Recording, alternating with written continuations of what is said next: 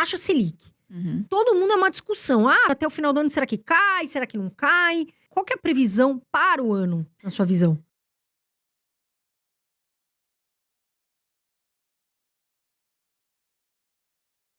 Olha, quem está investindo, tentar adivinhar para onde a taxa de juros, o câmbio, para onde as variáveis macroeconômicas vão, é uma grande perda de tempo, né? Agora, o que tudo indica, o que os dados estão nos mostrando, principalmente os dados mais recentes de inflação, é que chegamos no teto dessa taxa de juros, né? Então, o mercado cobrando, políticos cobrando, né? Então, acredito que daqui para frente, não sei até onde vai, não sei em que velocidade, mas acredito que daqui em diante a tendência é de queda. Então, pensando nisso, obviamente, se você está em renda fixa, acredito que seja a hora de pré-fixar.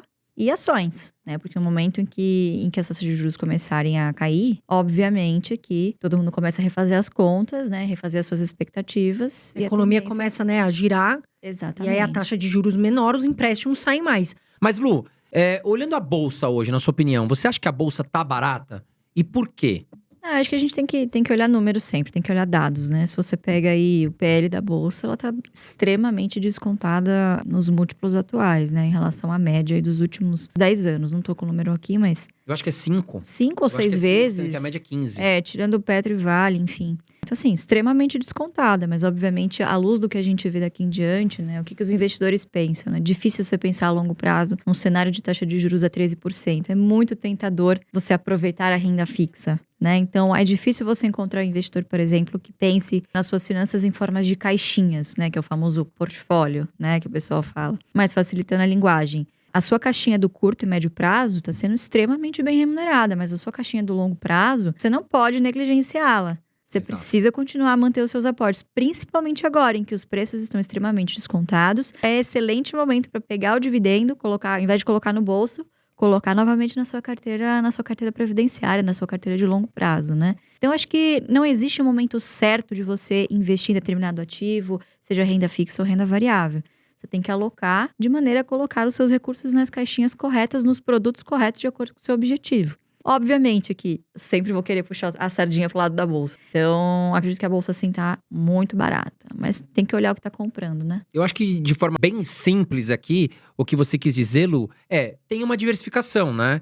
E estipule um percentual para cada classe de ativos que você quer, para que você saiba o que você precisa comprar, né? Porque senão a pessoa, ela fala, agora é hora de renda fixa. Ela concentra tudo em renda fixa. Exatamente. Mas ela não tem uma estratégia, ela não determinou percentuais pra carteira dela, né? E aí ela fica cega. Poxa, ela já tá lotada de renda fixa. E as ações estão num momento barato agora. Ela poderia equilibrar um pouco, né? Então, acho que basicamente é isso que você... Quer dizer, tenha uma estratégia e diversifique o seu patrimônio conforme o seu perfil, né? Você sabe que isso é um problema, não sei se do brasileiro ou do ser humano como um todo, mas o brasileiro, ele investe, ele vai para onde está rendendo mais. Exato. Rentabilidade passada não garante rentabilidade futura. Apesar de nós só termos o passado para poder se inspirar no que vai acontecer no futuro, tentar prever alguma coisa, mas não é uma garantia que isso vai se repetir.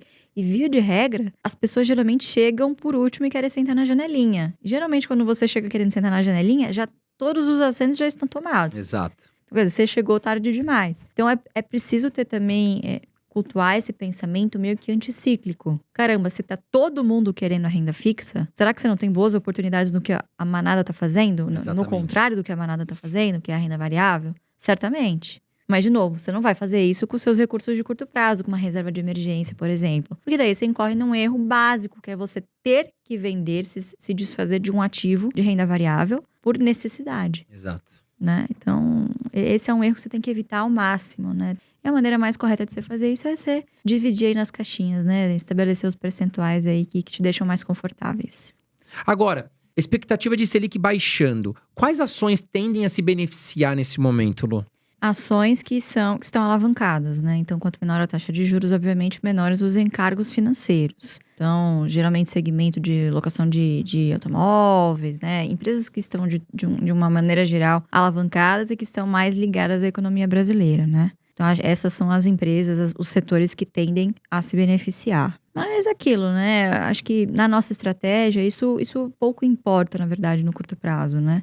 O longo prazo ele é feito de diversas pequenas decisões que a gente toma no curto, que quando somatizadas a gente chega no longo prazo. Então, o que vai mudar na nossa estratégia é o quanto nós estamos comprando dos mesmos setores, né? Legal, Lu. Então, taxa de juros caindo, acho que a economia como um todo se beneficia, né? Sim, com certeza. Ações de varejo, né?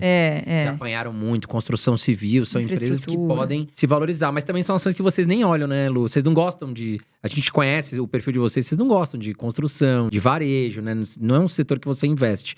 São ações que podem se beneficiar agora, né? Olhando para os setores que a gente investe, eu acho que assim, algumas empresas de energia que a gente tem na carteira vão ser bastante beneficiadas. Por exemplo, a S Brasil, que está com uma dívida bastante alta, né? 3,5 vezes EBITDA, nem é tão alto assim, mas, digo, investiu muito no ciclo passado, né? Então, tem dívida, precisa desalavancar nesse momento. Então, obviamente que isso traz um certo alívio, um certo conforto para balanço, né? Bancos também, eu acho que agora que a gente deve ver nesse primeiro trimestre, bancos conseguindo aumentar um pouquinho o spread, né? Porque o brasileiro tem essa visão de que o banqueiro… E, de fato, o banqueiro ganha dinheiro em todos os cenários, né? Mas taxa de juros altíssima, né? E na velocidade com que a gente viu essa curva se inclinar, ela é muito ruim para todos. Inclusive né? Para bancos, né? Então, os bancos, eles sofrem primeiro justamente na queda da qualidade do crédito, né? Então, hoje o banco só vai abrir a torneira para crédito bom, para quem ele sabe de quem ele vai receber. Então, todos eles aumentaram bastante a provisão. Você tem esse agravante de várias empresas de varejo pedindo recuperação judicial, que são empresas que têm uma cadeia muito longa, né? Então, envolve diversos fornecedores, diversos clientes, enfim. Então, obviamente que isso afeta a cadeia de uma maneira bastante ruim, né? Então, eu acho que tem todos esses fatores. Então, eu acho que, de uma maneira geral, a taxa de juros mais baixa, ela acaba beneficiando o país como um todo, né? O que beneficia todos os setores, mas principalmente empresas que estão mais endividadas no momento, né?